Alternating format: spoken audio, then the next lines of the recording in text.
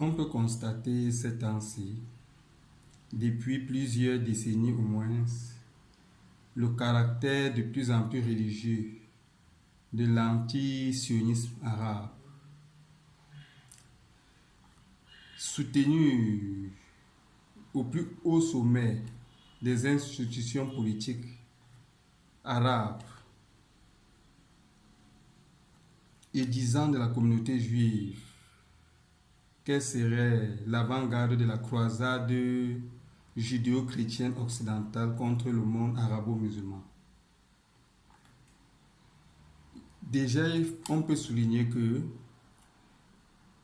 le rapport du judaïsme au monde occidental au cours de l'histoire a toujours été assez conflictuel pour qu'on assimile la nation juive au monde occidental.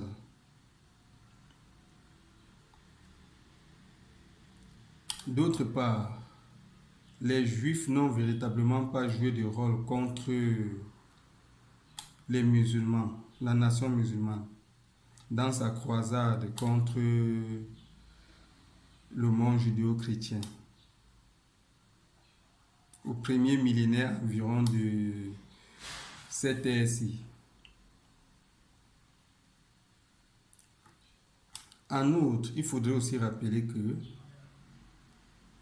l'Occident n'est pas d'essence judéo-chrétienne.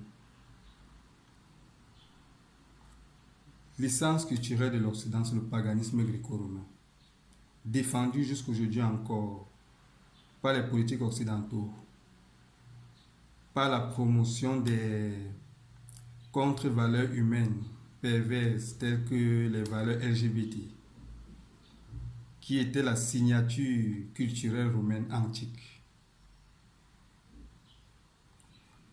Et même au sein de l'Église catholique romaine,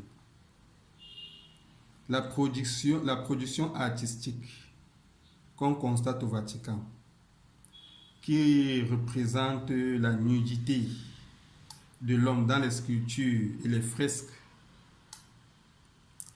sur des murs, sont une signature artistique romaine. La confusion des fêtes chrétiennes, telles que la fête de Noël par exemple, et des fêtes païennes romaines, sont une subtile revendication de l'Église catholique romaine, de son identité culturelle antique romaine. Et même les scandales sexuels pédophiliques qu'on constate à l'Église catholique romaine pourraient bien être aussi une revendication ou une affirmation de leur réalité culturelle romaine, cette fois faite de manière subtile. D'autre part, on ne saurait parler d'un islamisme à d'essence arabe, ou encore d'un arabo-islamisme essentiel. L'Arabie n'est pas d'essence islamique. Les Arabes étaient des peuples métissés entre les populations locales et les envahisseurs gréco-romains et qui ont embrassé l'identité culturelle ou la signature culturelle essentielle animiste de l'envahisseur. De ce fait, profaner la Mecque d'un point de vue des peuples monothéistes avec cette culture païenne-là. Et donc, c'est ce qui a expliqué le retrait stratégique d'abord de Mahomet vers le royaume d'Aksum, où il s'est constitué une puissance, une solidarité des populations locales et une armée qui lui a permis de se projeter vers Médine avant de conquérir la Mecque. La Mecque qui était le lieu saint des populations sabéennes, ou le lieu de prière des populations sabéennes, négro-africaines, à l'époque pré-islamique, qui plus tard se retrouveront dans le royaume d'Aksum quand ce territoire sera conquis par les Grecs et les Romains. Et donc, si on regarde encore aujourd'hui, fondamentalement la structuration de l'islam, ou ses caractéristiques, on se rend compte que l'islam est un mélange de judaïsme et de traditions négro-africaines sabéennes. Hormis des postures d'adoration et de prière purement d'essence négro-africaine et sabéenne, telles que les postures de prière que les prêtres égyptiens pratiquaient encore dans l'Antiquité. On les retrouve encore dans les sculptures égyptiennes antiques, ou encore le pèlerinage à la Mecque, la prière en direction de la Mecque, qui était pratiquée par les prêtres du royaume de Saba, et bien d'autres encore. Toutes les autres recommandations de l'islam sont d'essence judéo-juive, autant pour moi.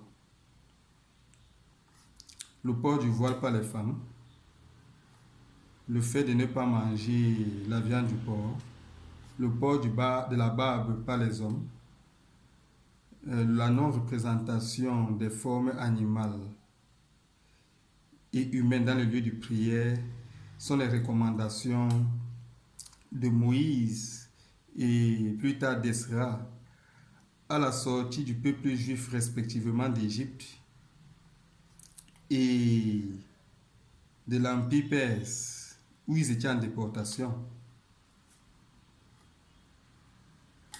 Le judaïsme célèbre l'ancestralité juive. Des figures ancestrales juives de renom, telles que Abraham, qui dans l'islam est Ibrahim, Jacob, qui dans l'islam est Yacouba, Moïse, qui dans l'islam est Moussa, David, qui dans l'islam est Daouda, Salomon, qui dans l'islam est Suleiman, et bien d'autres encore. Mahomet lui-même serait peut-être le résultat d'un métissage culturel entre le judaïsme et les traditions négro-africaines.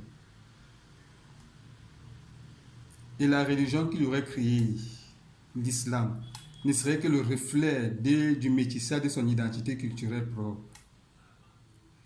L'argument qui pourrait défendre cette thèse serait par exemple le nom de ses parents, Abdallah, qui était le nom de son père, qui est un patronyme juif qui veut dire Abel, Amina, qui était le nom de sa mère, qui est un nom africain, qui veut dire Amoun. La réalité, la caractéristique de l'islam, qui est un métissage justement entre la tradition négro-africaine et la tradition juive. Le fait que Mahomet ne s'est pas reconnu à travers les traditions locales arabes, ce qui a justifié son djihad contre la Mecque et sa guerre contre les pays arabes par exemple.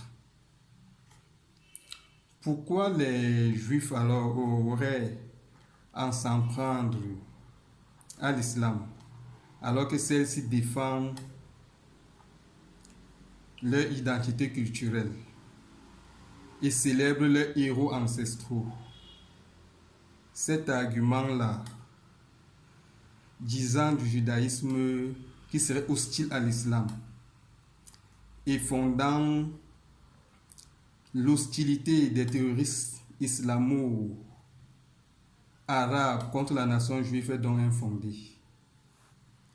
Il faudrait qu'ils trouvent d'autres raisons motivant leurs actions.